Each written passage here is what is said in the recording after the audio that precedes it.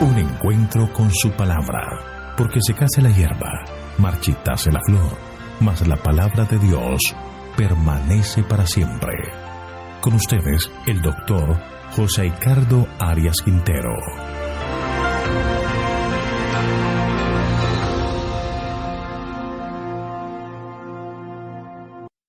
Hoy vamos a estudiar Ezequiel capítulo 11, Juicio contra los gobernantes. Te invito a orar. Padre nuestro que estás en el cielo, gracias Señor por las bendiciones que nos concedes, por este día que nos regalas, porque podemos confiar en que tú diriges nuestra vida. Te pedimos en este momento que nos acompañes en el estudio de tu palabra, que podamos aprender más y más de ti y del amor que nos profesas. Gracias Señor por concedernos tu bendición y guiarnos cada día. En el nombre de Jesús lo pedimos. Amén. El capítulo 11 de Ezequiel anuncia el castigo de Jerusalén, ahora en sus jefes culpables. Precisamente en la puerta oriental donde se había parado la gloria de Jehová en su carro triunfal, el profeta distingue a varios de los responsables de la catástrofe al anunciar al pueblo que Jerusalén debía resistir a los babilonios, porque estaba segura que con sus defensas amuralladas la ciudad no iba a caer. Es el pecado de presunción como un abierto desafío a los decretos divinos sobre la ciudad amada. Veamos el mensaje que Dios nos da a través de este interesante capítulo de Ezequiel. Un detalle importante es que los acontecimientos de este capítulo no siguen un orden cronológico a los que se registran en los capítulos 9 y 10. Es evidente que la visión presenta mayores detalles en relación con la condición moral de los dirigentes de Jerusalén. La primera parte de este capítulo son los versículos 1 al 13 y describe el castigo sobre los jefes culpables. Miremos el versículo 1. Entonces el Espíritu me elevó y me llevó a la puerta oriental de la casa del Señor, la que da hacia el este. Y he allí, en la entrada de la puerta, había 25 hombres, entre los cuales vi a Hazanías, hijo de Azur, a Pelatías, hijo de Benaías, magistrados del pueblo. El profeta es transportado en visión por el Espíritu del Señor a la puerta oriental del templo de Jerusalén, donde se había detenido la gloria de Jehová antes de abandonar el santuario totalmente. Allí están 25 hombres que son partidarios de la resistencia contra los invasores babilónicos, a pesar de que reiteradas profecías por medio del profeta Jeremías, en las que el Señor les decía que lo más conveniente era entregarse a las tropas de Nabucodonosor. Estos personajes que se mencionan al parecer son los más optimistas y pretenden animar a sus compatriotas a oponerse al ejército invasor. Pero algo interesante podemos ver en la intención de llamar a estas personas por nombres. Hazanías significa Jehová oye y Pelatías significa Jehová libera. Si el significado de estos nombres es el punto clave, la muerte de estos hombres habría sido muy impresionante y la lección de esta falsa seguridad le habría enseñado al pueblo a que la única seguridad era confiar en la dirección divina. Miremos los versículos 2 al 4. Luego me dijo, oh hijo de hombre, estos son los hombres que maquinan perversidad y dan mal consejo a esta ciudad. Ellos dicen, no está cercano el tiempo de edificar casas. Esta ciudad será la olla y nosotros la carne. Por lo tanto, profetiza contra ellos.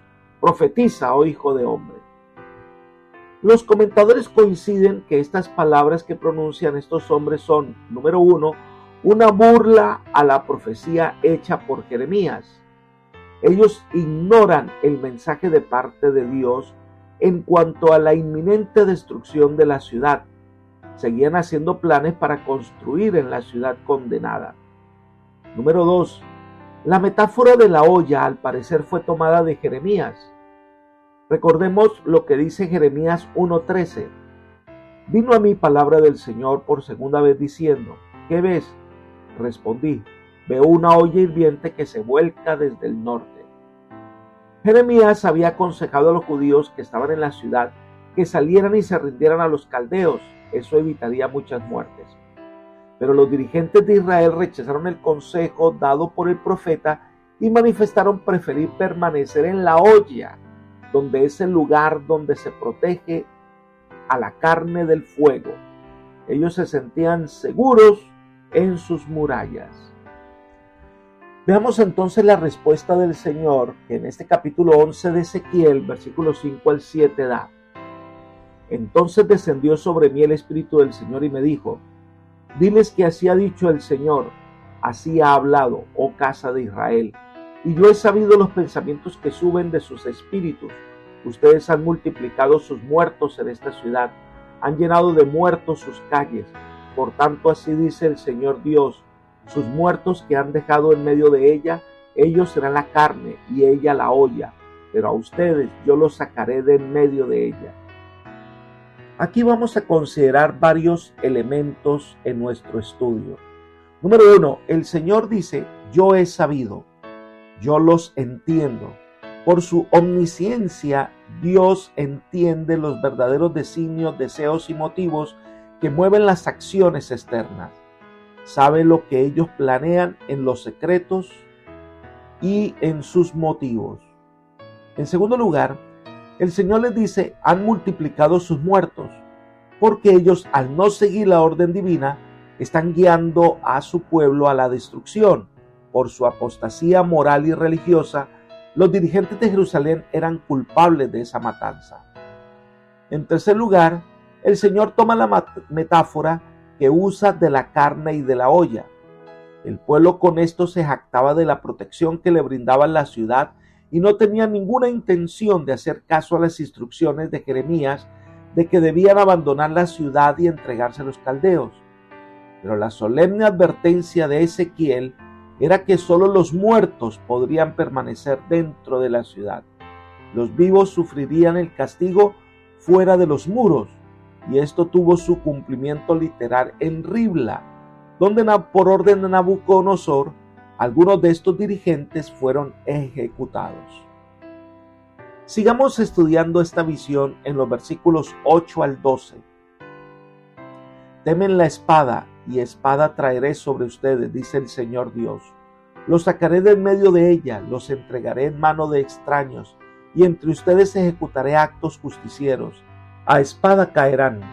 Los juzgaré en la frontera de Israel, y sabrán que yo soy el Señor. Esta ciudad no les servirá de olla, ni ustedes serán la carne dentro de ella. En la frontera de Israel los habré de juzgar, y sabrán que yo soy el Señor, que no han andado en mis leyes ni han cumplido mis decretos, sino que han actuado según los decretos de las naciones que están a su alrededor. Como hemos estudiado, esta profecía se cumplió históricamente cuando el general Nabucodonosor, después de tomar la ciudad de Jerusalén, llevó a los moradores a la región ante el rey que se encontraba en Ribla, aldea situada a unos 16 kilómetros al sur de Cades. Allí Nabucodonosor pronunciaba sentencia contra los cautivos, mató a los hijos de Sedequías y ejecutó a otros. Después sacaron los ojos de Sedequías y en compañía de un remanente de los deportados le fue transportado a Babilonia. Todos llegarán a conocer a Dios, quien es el que juzgó a Israel, y la tierra de Jerusalén no los protegerá del invasor. La profecía se cumplirá al pie de la letra, y todos reconocerán que fue Dios el que habló. Entonces, esto termina con un incidente particular. Miremos el versículo 13. Mientras yo profetizaba, aconteció que murió Pelatías, hijo de Benaías, y entonces caí postrado sobre mi rostro y exclamé a gran voz diciendo: ¡ay, Señor Dios! ¿Exterminarás el remanente de Israel? Después de anunciar la profecía de la destrucción de Jerusalén y la muerte de muchos judíos, ahora ve en visión la muerte de Pelatías. Ezequiel se sintió horrorizado ante la suerte de sus conciudadanos y como antes, al contemplar la obra de los ángeles exterminadores, ahora grita angustiado: ¡ay, Señor Dios mío! ¿Exterminarás el remanente de Israel? El profeta está obsesionado con el destino trágico de su amado pueblo y pide clemencia para sus compatriotas. La segunda sección de este capítulo 11 de Ezequiel son los versículos 14 al 21 y es una continuación de la profecía anterior, una respuesta a la intercesión del profeta. Leamos los versículos 14 y 15. Y vino a mí palabra del Señor diciendo: oh hijo de hombre, tus mismos hermanos, los hombres que están contigo en la cautividad, y toda la casa de Israel, todos ellos son aquellos a quienes los habitantes de Jerusalén han dicho: permanezcan lejos del Señor. Es a nosotros a quienes ha sido dada la tierra como posesión. Este pasaje nos da a entender que Ezequiel estaba con los exiliados, con sus compatriotas, con sus parentela, de la que debe salir como el fiador, el pariente más cercano, como quien tiene que dar cuentas a Dios.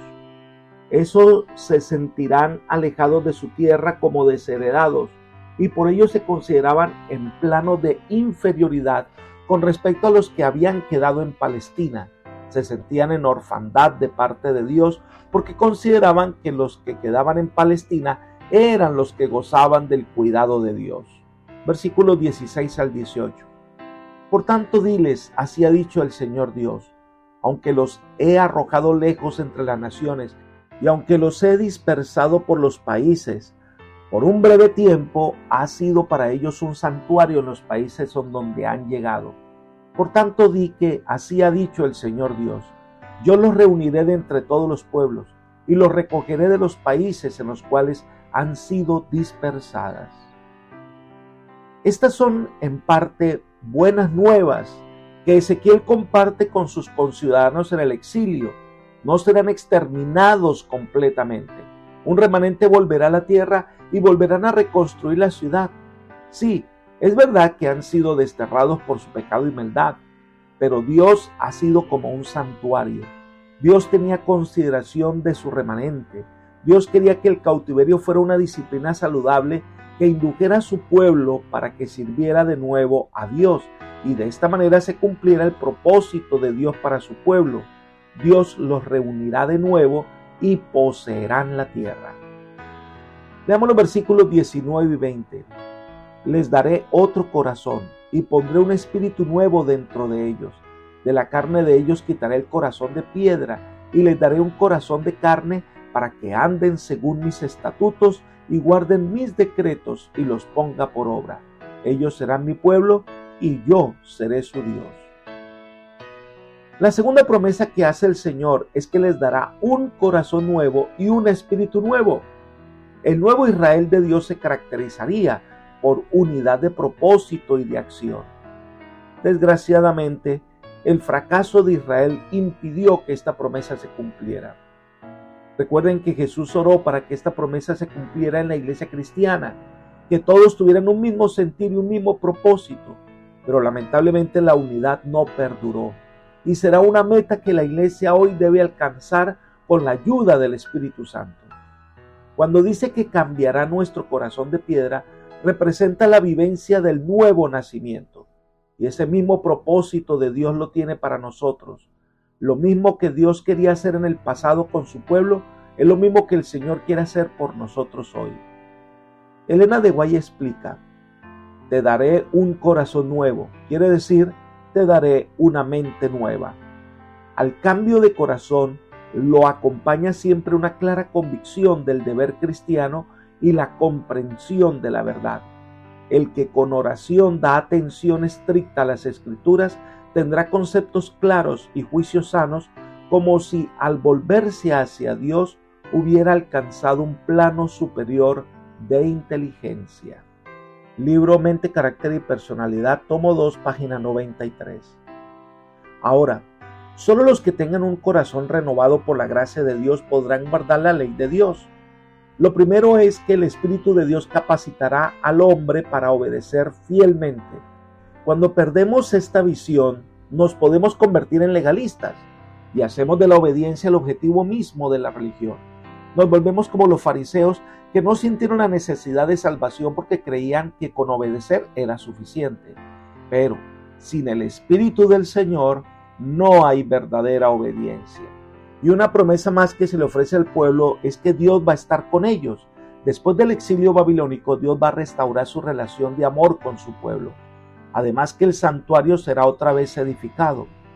Pero recordemos que todas estas promesas fueron condicionales, porque no se cumplieron, no por culpa de Dios, sino porque el pueblo no cumplió con todas las condiciones.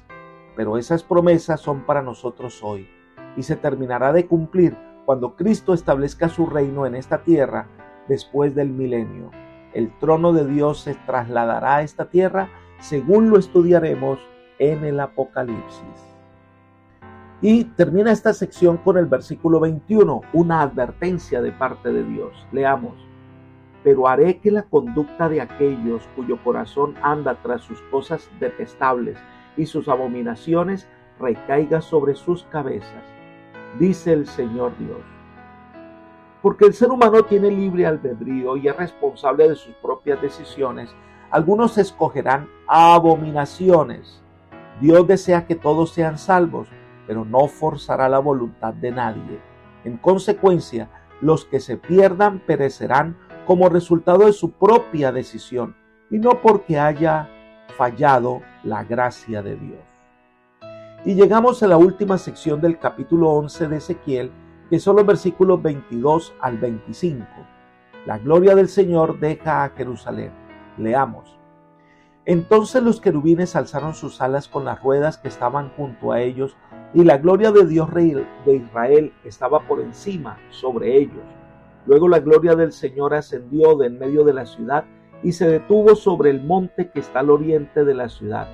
Luego el Espíritu me elevó y me volvió a llevar en visión del Espíritu de Dios a Caldea, a los que estaban en la cautividad. Entonces la visión que Dios había visto se fue de mí, y comuniqué a los cautivos todas las cosas del Señor que Él me había mostrado. Esta es una conclusión muy triste para Ezequiel. Ahora ve que el Espíritu de Dios se está alejando de la ciudad. Se posa en lo que se conocería como el Monte de los Olivos, que es una cadena de cimas principales que se elevan a 823 metros sobre el nivel del mar. Elena de White lo identifica así: la Santa Shekinah, al apartarse del primer templo, había permanecido sobre la montaña oriental como si le costase abandonar la ciudad elegida. Así Cristo estuvo sobre el monte de las olivas, contemplando a Jerusalén con corazón anhelante. Libro El deseo de todas las gentes, página 769. Al posarse en el monte, es como si Dios viera su ciudad y ahora debía alejarse de allí. Algo interesante, y es que este fue el lugar donde posteriormente Cristo contempló la ciudad y lloró por ella, y es el lugar donde descenderá la nueva Jerusalén después del milenio. Lo cierto es que para Israel representaba en este momento el retiro de la gloria de Dios, no solo del templo, sino ahora de la ciudad. Ahora quedarán desprotegidos, ahora serán destruidos completamente por los babilonios. Pasarán 70 años para volver a la tierra prometida. Al terminar la visión, los ancianos que estaban con Ezequiel estaban listos para recibir el mensaje de Dios. Apreciados amigos y hermanos, Dios en su bondad ha hecho grandes promesas para cada persona que debe responder a su llamado. Ha prometido cambiar nuestro corazón de piedra y colocar un corazón dócil a su dirección. Hoy las promesas del Señor pueden hacerse efectivas, pero si le permites al Señor obrar en tu vida. Por eso, la invitación es que le entregues tu vida a Jesús y permite que el Espíritu pueda cambiar tu ser, pueda cambiar tu mente, pueda cambiarte completamente y hacerte un hijo de Dios. Es momento de hacerlo. Que el Señor te bendiga y te guarde. Es mi oración por ti. Amén.